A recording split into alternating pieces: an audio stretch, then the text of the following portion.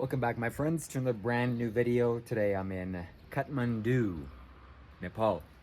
First day that I arrived, and I'm gonna eat this delicious juicy watermelon as I enjoy the view here, because there's nothing better to do except to enjoy the most delicious fruits on planet Earth. So this video I'm gonna share with you some insights that I have about Nepal.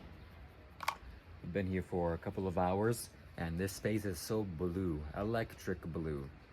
Not the place that I'm in currently. I'm farther away from the city. I'm right next to the mountains, actually, which I knew I was going to be in this part of the region because the inside density is too thick, and also the chaos and the pollution and the smells bad. So I'm here where I can breathe in oxygen effortlessly and easily, and it's relatively close to everything, so I'm going to stay here.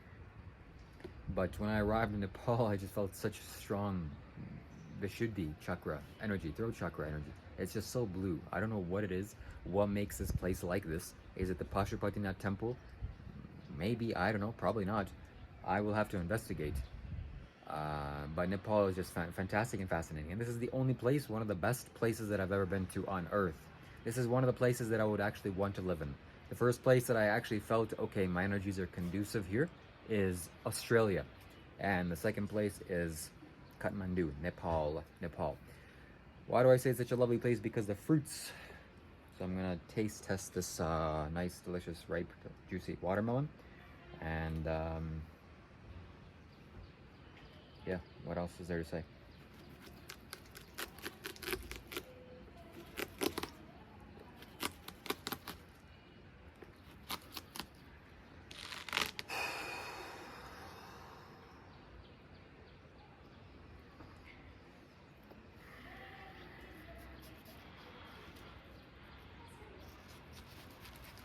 Oh my god.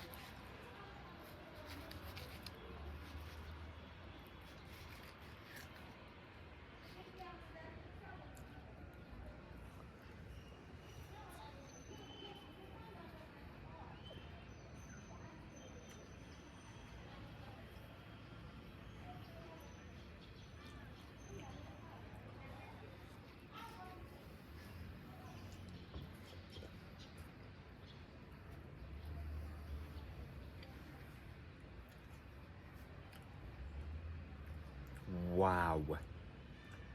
Wow. This reminds me of the flavor of when I was eating watermelons in Ukraine. No pesticides, no herbicides, no poison, or no chemicals. This is exactly how a watermelon should taste. I forgot the taste of a watermelon, a proper, ripe, rich, big, full watermelon. How it tastes like, how it's supposed to taste like. Because the watermelons that you get in the West that are brought from the United States, it's been just poisonedly, chemically castrated.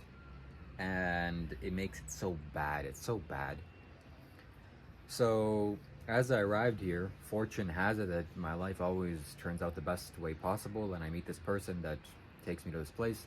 I knew I was going to stay somewhere in this area, and he knows everything about the city. Yeah, I'm staying in his home. It's an Airbnb. I have my own room, and it's very nice. I'm on the balcony now, overviewing the entire city. And then he invited me back to his home, and he offered me mangoes, and just maybe 1 or 1.5, 2 mangoes sliced up. And as I'm eating them, I'm tasting them, and for the next 5 minutes I was reevaluating my life's choices. The watermelon was so rich, it was so good, it was so strong. It wasn't like anything that I've ever tasted in India. The soil here is rich. The soil here is actually still very, very strong. And no poison, no chemicals, no nonsense. It feels like I could just eat mangoes for the rest of the day and I'll be fine. And I can just go on living, and that's exactly what I shall do. So I'm gonna finish the rest of this watermelon, my friends. And you stay tuned for more of my videos.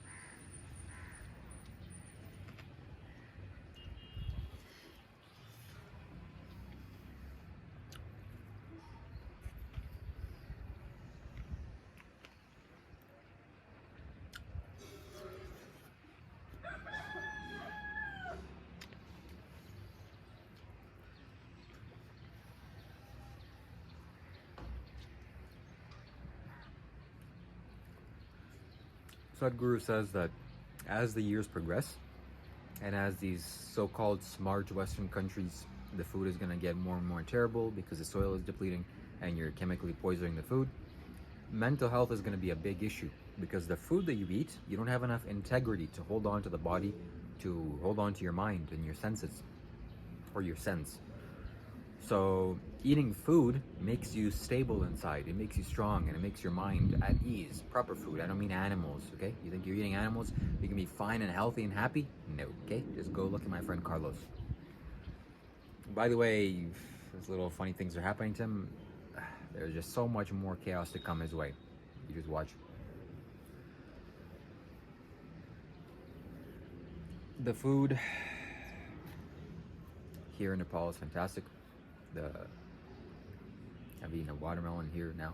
I've eaten a mango, delicious ripe mango today, and I bought some more, just very big, full mangoes. I've never seen anything like this. And to me, Nepal feels like a better version of India.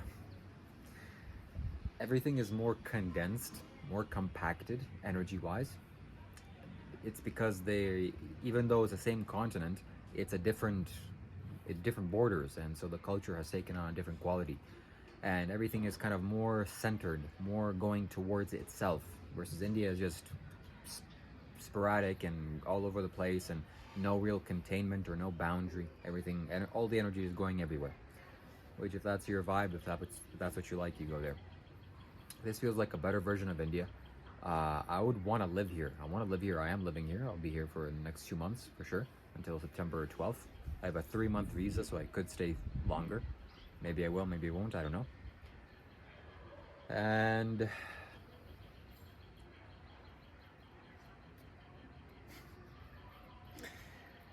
oh man, I'm so disappointed that my life was so bad living in Canada, eating bad food for the last 12 to 20 years. Bad food meaning, of course, animals, that's just obvious. But the chemically poisonous vegetables, fruits, nuts, seeds, grains, legumes, all of it has just been tampered with. All of it is just from halfway across the world. Who knows what kind of conditions that it's grown in. The soil isn't strong, the soil is weak. And so when I'm eating watermelon like this, it's like, you know,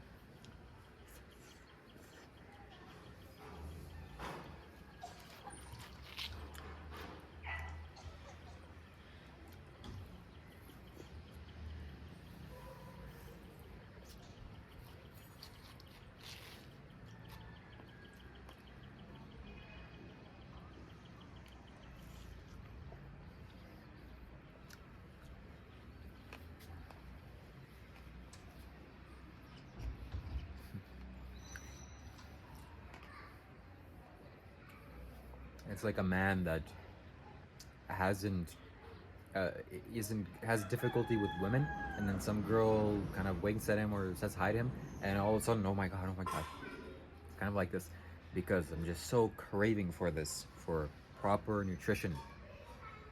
That's really bad that the conditions of earth have gotten so far down that just the basics of eating proper food, healthy, nutritious food.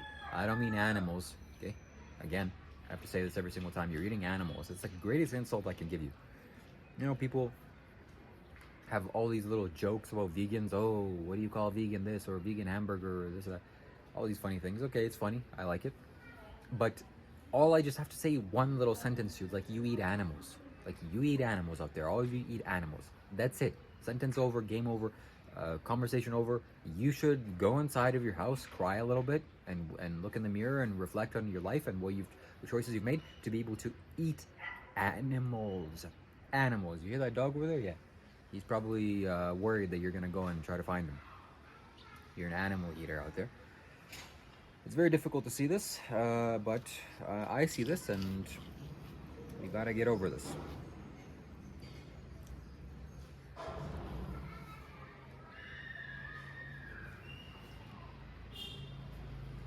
So I'm going to go to Lingabhaidevi temple today. In a couple of hours, I'll make sure to make a video about that. And stay tuned, my friends. I'm going to make more videos in Nepal. If you want to come down to Nepal, meet me, you should definitely do so. Okay? So, my taxi driver, or the person that's allowing me to stay in his Airbnb, he told me many stories about this place as I was coming here. That once upon a time, the Nepal was ruled by kings, actually very recently, until like 4 or 5 years ago. And then one day, the brother of the royal family left somewhere, and then the royal family just all ended up passing away. And the brother came back and is like, "Oh wow, what happened? Oh my God, I'm so sorry. Anyways, it's time for me to be the king." And the whole city or whole country got so furious. They said, "No, no more royal family." So now the actual palace that's in center of the Kathmandu is just a tourist piece or a museum, and the actual brother of the royal family, last person, is living somewhere close by here. Actually, his house is right there, which is very funny to me. So I'm not gonna comment on his actions, but maybe the rumors are true. Secondly, that there's a big temple right there. It's on the mountains. It's called the Monkey Temple, which I'm gonna definitely go and visit. And that place intrigues me, just seeing it from far away from here. It's looking very, very nice. I'm gonna go see Lingabhairavi's temple, and the Pashupatinath temple is the largest Hindu temple in the world. So I'm going to definitely see that. And that's all the news that I have for you for today for Nepal. I'm glad that I came here. I'm glad I arrived. I'm glad the food here is so strong. I'm glad the soil here is naturally healthy and rich. And what else is there to do except to enjoy my delicious ripe watermelon and for you to see me tomorrow. Cheers. Shiva Shambho. Shiva.